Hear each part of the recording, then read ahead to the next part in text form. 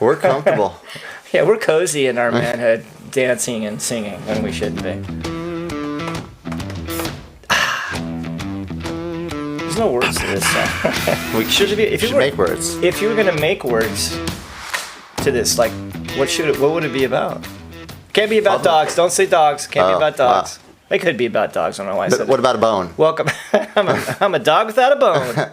I'm a dog without a bone. Hey, welcome everybody to Instagram Live. We're live on Instagram. If you can hear us and you can, you're close to anything, computer, smartphone, whatever, please ask us a question. We will answer it live. We will push everyone aside and we will let you answer your question first, right? We'll answer their question. Right. That's right. Yes. We will, not you will. Yes. We will. You will. Well, Yeah. we will. All right. Hey, I'm Steve with the Little Red Dog, co-founder, and I'm here with Mr. Gary Newcomb. Gary is very knowledgeable about dog behavior, and he's a super smart guy. He knows a little bit about everything. Gary, how are you today? Doing good. Good. I'm up Nice. to my 3rd week of dog training. 3rd week? What do you just mean? kidding. Oh, okay. I'm a new guy. You just got your cert? You just got your certified? Just got my certified Nice. off the internet. Yeah. Nice. How did it feel when you got that? Good. Yeah. I was complete. I went out and told my dog and showed him, and he was very impressed. What was the name of the website where you got this degree? You can be a dogtrainer.com. You can be a dogtrainer2.com. And with 7 payments of $29.99 and 1 week of learning. Yeah, no, I hear you. PetSmart, here I come. Well, obviously Gary is teasing. He's very knowledgeable. He's been doing this longer than me. Really, not really. He just has been doing it longer than me. And I 18 think, years now. yeah, that's a long. See, it's really only been 12 years for me. So That's still a minute. it's a minute. It's a minute and a day. Yeah. So we're going to wait for the questions to kind of pile in while we're waiting for that. I kind of wanted to talk about something that we've noticed here at the Little Red Dog, and that's for the past, I don't want to say 3 or 4 months, definitely started in May. We were getting some dogs back that we adopted to, and it's the main reason we're getting the dogs back, according to the family, is this dog is now biting. Out of nowhere. Same story. We've had this dog for, years, not a problem.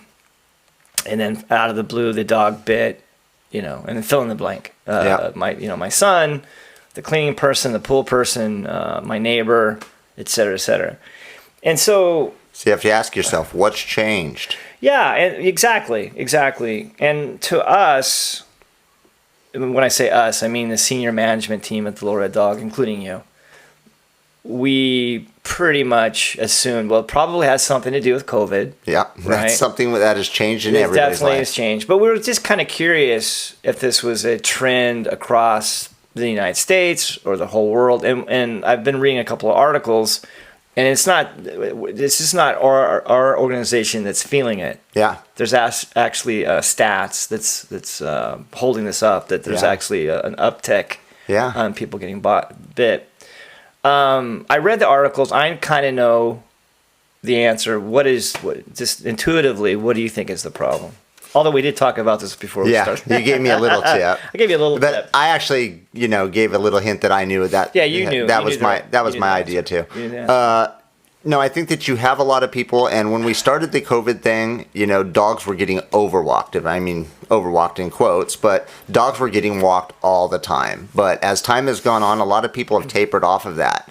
So you have all the excitement of everybody being home all day. You know what a dog does when you're not home? Yes. Sleeps. Right. That's what he's supposed to do. Yeah, they sleep. Right. Yeah, if you gave them a good walk before you left. They should walk. Yes. They should sleep for at least 3 to 4 hours. Yeah, so, if you have people who have the nanny cams, you see the dogs basically roaming around. They're smelling a little. They're looking out the window. But for the most part, they're pretty chill all day. Right. But when you are home, you know that your dog is not like that. So you know that their energy levels are being fed by every time you get up and walk across the floor. You go to the kitchen. You walk out the front door. Right. So they have this kind of constant stimulation that's happening, that's ramping up. And if you don't have the, constant ability to burn that off, then you have dogs on full batteries, which, we always say is going to be an issue. Right. Well, you've totally hit it. The article talked about mostly let's start with people that maybe don't walk their dog enough anyway Okay. during good times. Oh, yeah. Right. So if you haven't been working your dog during the good times, right, and now you're stuck, everyone's stuck at home, now your dog's getting even more input than he normally gets, right? And no chance to vent it. And no chance to vent it. You're just asking for trouble. Yeah. And speaking for my own household, PJ, the founder of the Little Red Dog, she's been stuck here with me while working out of the house as well, right? And so one thing I've noticed when she wasn't here, I keep the dogs militantly in my office. And if I get up to get a cup of coffee, I'll tell them to stay, get my cup of it. They're still here when I come back. What's changed is now because PJ's here and she wants to see the dogs because she's here. On certain days of the week, or maybe even every day, she'll let the dogs come out, right? Yeah. But she won't say, okay, you guys have to stay here next to me, or whatever. So it's free roaming dogs. Yep. on her time. And what I've noticed is their tendency to bark or any kind of behavior that as owners we don't love, they're totally more prone to do it Yep. once someone comes to the door or whatever, because all of a sudden they have all this new freedom. Yeah. Right. And it's not that bad. I mean, but I do notice a pretty big difference between my normal day with them and then when PJ lets them kind of do their thing. Yep. It's almost like you've loosened the boundaries on them. You've let the inmates out. Right. So, it's almost like the reoffending process. Right. They have a chance to slide. You've loosened the boundaries on them, so they are now freer. They're going to start trying the boundaries. They're going to push it. Yeah. Well, what's cute? Let me back up a little bit. Really, what started this is Tank, our bigger dog, the Amstaff, aka Pit Bull. We kind of did it just to give him a break away from the little guys. Yeah. Because the little guys would kind of hang with PJ, but she would leave her office door open and she wouldn't scold them if they scurried away.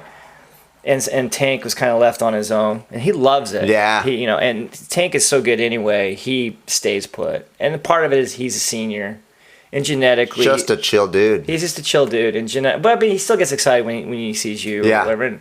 And believe me, But like cool excited. Yeah, Not yeah. like Nigel excited. right? And I like to jerk excited.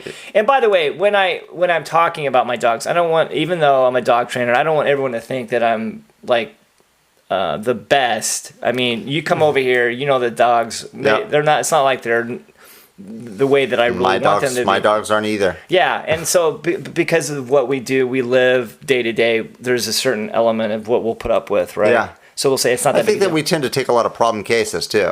we know I it could be a lot wholeheartedly worse. believe that my dog has some kind of neuro issue. Like I said, I'll watch him and Yes. his pupils will change when there's some kind of crazy input. His pupils will blow up and all the color will disappear out of his eye. No iris, just pupil. Right, So there's definitely some chemical thing going on, and there, he has outlashes when we walk. I got to walk early or late so we don't come in contact with a lot of dogs. And Yeah, and I think that's one thing that I really get frustrated with other trainers. I'm going to include Lynn Boinke on this, who he helped me a lot. And I didn't necessarily study under him for long periods of time. I just kind of, when I was around him, I'd pick up on stuff. He never ever wanted to talk about the genetics of any dog he was working with. Yep. Which was frustrating to me. Yeah. To me, it's like, when we're all younger, I'm talking about, boys or men. As boys, speaking for myself, I want to be a professional athlete, right? But no matter how much I practiced or whatever, I wasn't going to be able to dunk a basketball. It's not in your cards. It's just not genetically. I'm just not there. Yep. Right. So I don't care how much you work on me. I probably would have been a better athlete had I kept pursuing it, but there's no way I would have been a professional.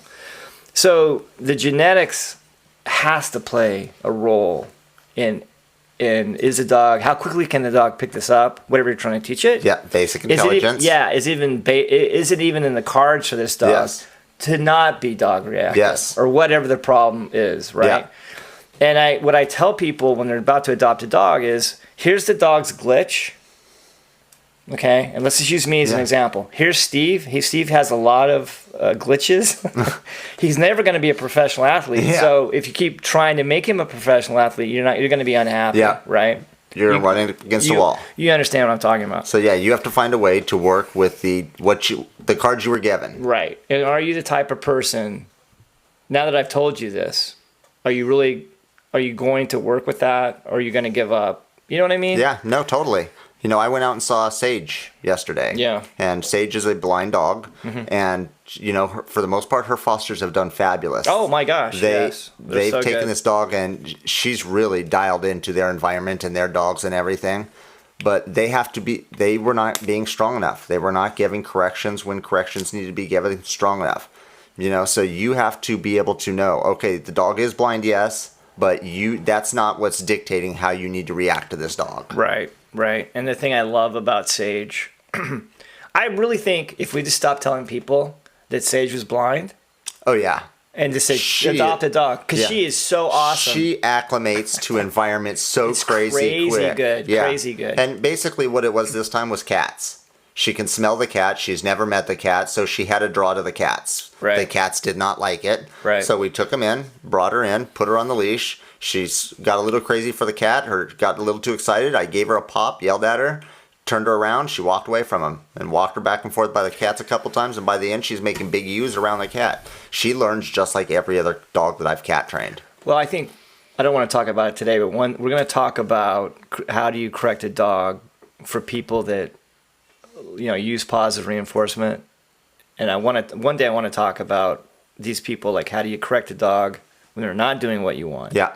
You can't just withhold the treat. Yeah, when you say positive Yeah. reinforcement, it's just We're withhold going to payment. talk about that next week. So anyway, I think it's a big miss when dog trainers, don't weigh in on the genetic makeup of the Yeah. dog. Now, look, you and I, we're not genetic scientists. We're not biologists, right? So we can't go to a session and quickly take some DNA and say, Yeah. okay, this dog's never going to be what you Yeah. blah, blah, blah, blah. However, there's so many things that dictate to the owner or to the trainer that would help you evaluate, especially someone like yourself that has a lot of experience. Yep. And you can come to a lot of these conclusions. Yeah. Fairly quickly. And, almost like anything else on that, dogs have crap that they've been through. Dogs have physical issues. Dogs have mental issues, chemical imbalances, all of that stuff. Right. What we're dealing with is the end product. Right. I don't need to know the story. I don't need Hey, to everyone, know. thank you for tuning in for the love of Well, We're superimposing Yes. each other. Okay. So I don't need to know all that stuff. What I want to know is the end product. Right. I will figure out if the dog has, control issues or imbalances or any of that, and then Right. I'll work around that. Right. But that's the deal, is all of it can be worked around. What we're approaching is the end product of what comes out, the equals, what's after the equals. Right. And I think as a trainer, when I get super frustrated with the family, it's because they are not willing to accept this one little fault of the dog. And that one fault is why they want to give away the dog. Yeah. And I get frustrated with that because, we told you when you adopted this dog, this was the issue. And are you okay with that issue? And working through and it. you can work through it and it'll get better, but it's probably never going to go away. Are you okay with it? They're like, yeah. But then when they get into it and they go on the walk, especially if the dog is dog reactive, they just don't want to deal with it. Yeah. They don't want to deal with the dog pulling. Yeah. And, it's like anything, there is a way to minimize the symptoms on any dog. Whether the dog has an imbalance or not, you can minimize the symptoms, whether it be by environment, not putting them in a situation that's going to set them off, whether it be by knowing when to give corrections, how to give corrections. There's a way of minimizing, but you have to understand that the dog is an individual that has issues, and you have issues too. Oh, So yeah. the dog For sure. the dog's probably overlooking a lot more issues that you have than you're overlooking for the dog. Yeah, and we got to go to a break real quick, but I want you to answer this and finish on this note. I love the fact that you admitted that your dog has a lot of shortcomings. He's dog reactive, so you have to mentally and physically adjust your schedule to set your dog up for Success. success on the dog walk, right? But that's the negative. Yep. So I want you to talk a little bit. And any relationship should always be weighed in this manner, as far as I'm concerned. So I want you to talk about what balances your dog out. In other words, what is it about your dog that you're willing to accept this flaw? Right now? Yeah. As we leave. Okay. For a quick Basically, like you said, it's a relationship. Yeah. My dogs, I have flaws too. You know, I have patience issues. So my dog puts up with my crap. So Right. any relationship that you have with any other living item, probably even a plant, there's a give and a take. You're Right. going to have to put something, you have to water it Right. for it to live and give you the flower that's beautiful that you love to smell or whatever. Right. There's always a give and take. So Right. my dog, the give that he has is so much more than that. So for me to know that I have to balance him, I have to give him his exercise, his outside times, I'm going to push him a little. And so in turn, I have to, give of myself. Right. Well, I love that. I think that's the perfect place to break. Yeah. All right. Hey, we'll be right back, everybody. Hey, everyone. Thank you for tuning in for the Love of Dog. Totally good news. New Road is back with their food. However, it's only treats. That's okay. We love the treats. You saw Gary try them months ago. Either way, it doesn't matter. They're great. They're terrific. Treats only. The promo code is REDDOG15, all caps. Type that in when you're ordering. You get a discount, plus we get a little bit of a donation. We love it. Please check it out. New Road. Thanks, everybody.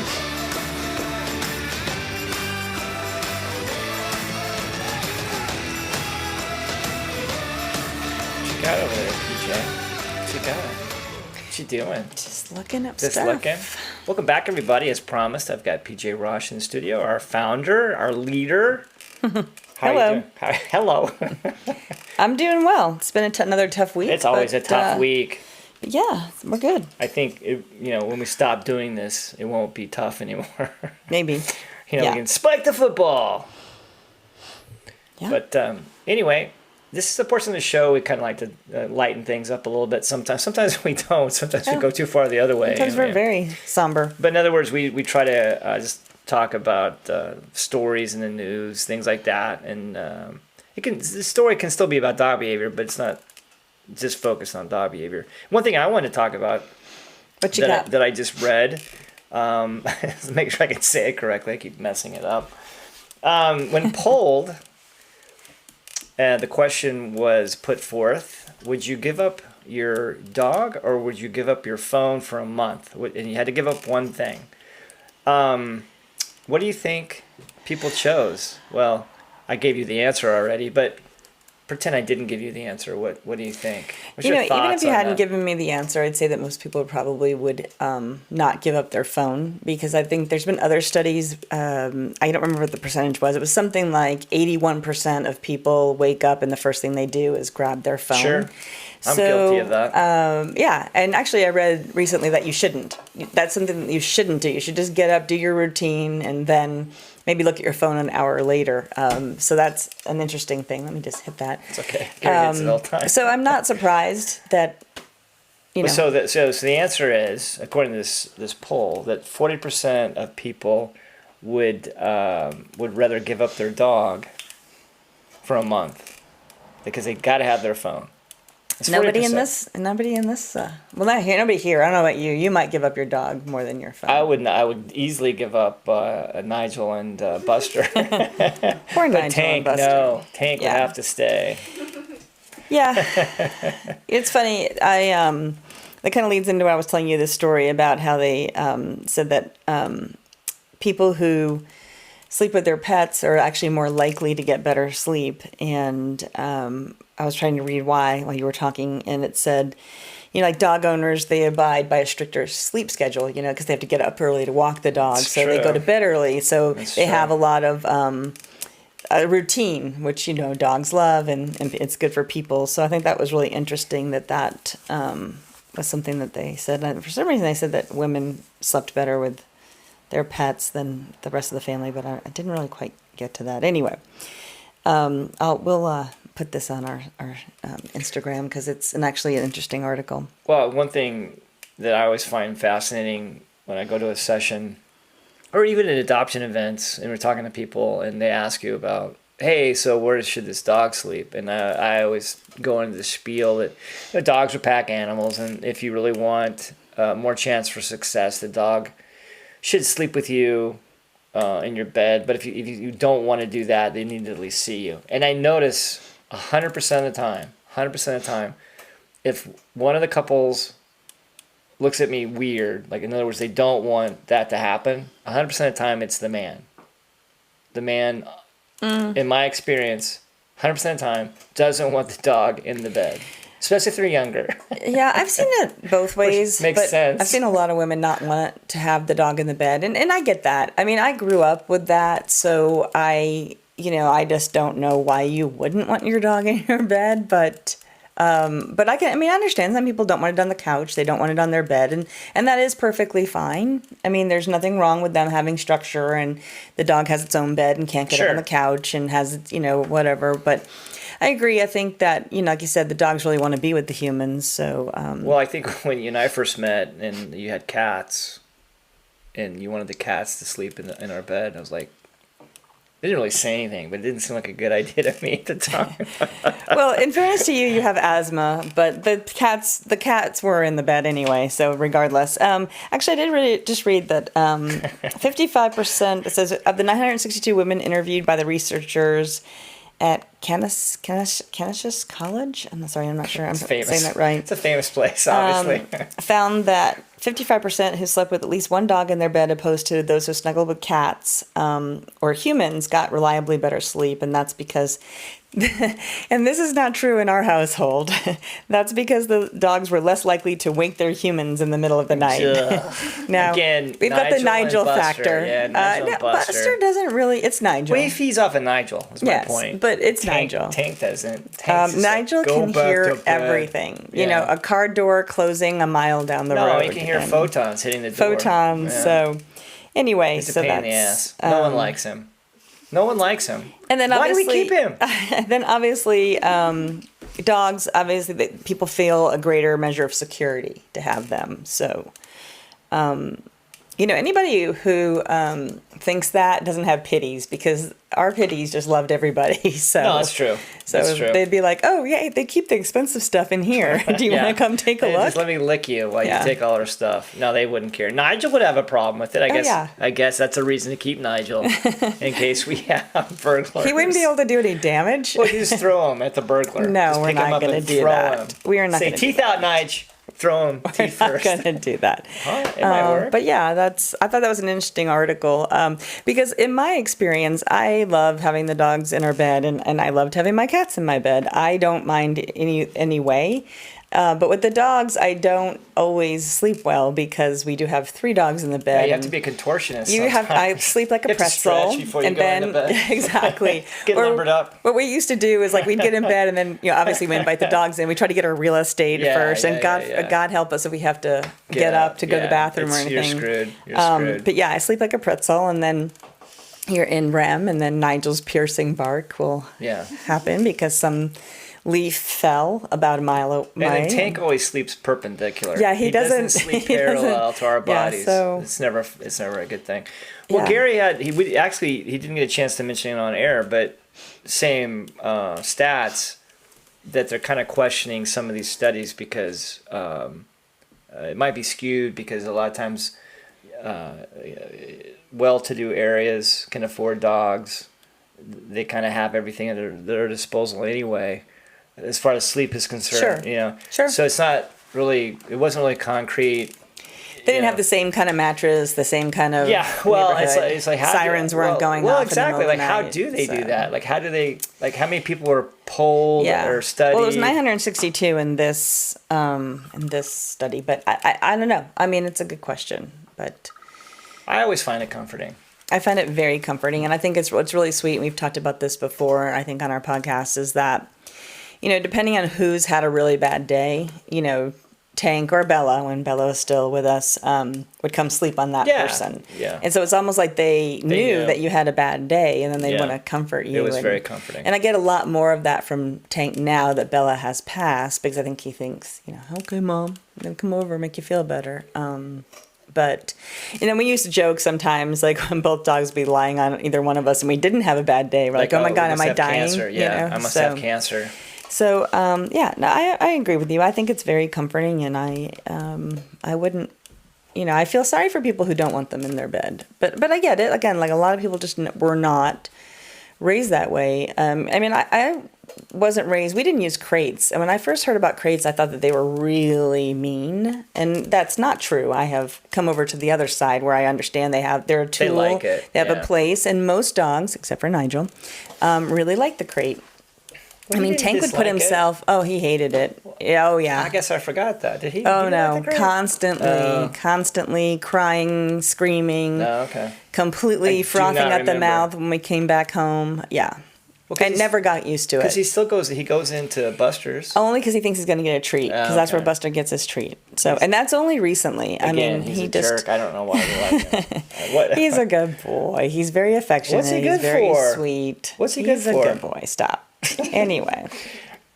All right, if you say so. I think that getting back to couples not necessarily liking the idea, what I've wanted to end with, even though in my brain I didn't think it was a good idea, I can't imagine not letting them sleep with us now. Sure. It's very nice. It's cozy. It kind of ends the day nicely because we put in this work. Right. Now we can all enjoy each other and, Right. and kind of chill. And it's funny. I tongue in cheek say to people when they go, "Oh, I can't have him in the bed because I have to get rid of my husband," and I'm like, "Well, Right. 50% of all marriages end Right. in divorce anyway. So choose You're more wisely. likely to have the dog than you are have the husband. Right. So just maybe choose wisely. something to think about." And people just look at me when I say that. I don't always say it because not everybody takes it in the spirit that I mean it, but. Well, I think, and then now that you've kind of come full circle with how we started this conversation with your phone or your dog, I thought. Don't ask. Yeah, exactly. Yeah. So my point being, I think it kind of explains why people kind of fail with their dogs when they have a glitch. If you're kind of on the you're kind of thinking the dog is kind of in the background anyway. Mm-hmm. And so something bad happens, like the dog bites someone, you're right. So now the dog's in the background anyway. Well, let's just get rid of the dog. Right. I thought where you were going with this is that since 50% of the people give up on their relationships with humans, that they would, it only stands to reason that they would give up their dog. That's where I thought you were running towards. Well, probably. Probably. I think it boils down to, I use the term probably too much, the grit level.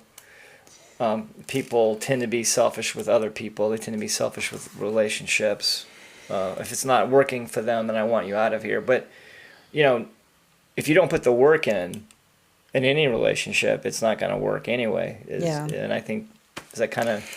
Yeah, I think if it was socially acceptable, we've talked about this before, but people would also give up their kids, like they'd be like, "Oh, I had to give him up because he was beating up my other kid." That's what he always gets. He had to give up the dog because he nipped at the baby, or right. or he did something to the kid. Right. And so I really do think if it was socially acceptable, and there was a place that people would take some of their kids and. Oh, absolutely. Okay. So, By the way, that brings up a memory. We talked about that couple. the adopted influencers, person. Yeah, influencers. And did you read that? There was a follow-up.